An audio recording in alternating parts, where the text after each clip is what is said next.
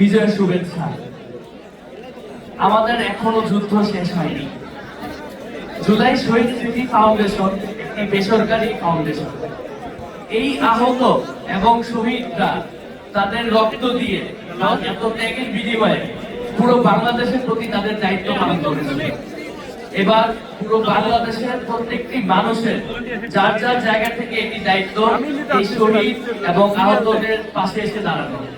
তার জন্যই জুলাই শহীদ স্মৃতি ফাউন্ডেশনকে একটি বেসরকারি ফাউন্ডেশন হিসেবে গড়ে তোলা হয়েছে, যাতে করে বাংলাদেশের প্রত্যেকটা মানুষ যার যার জায়গা থেকে শহীদ আহতদের জন্য কাজ করে যেতে পারে।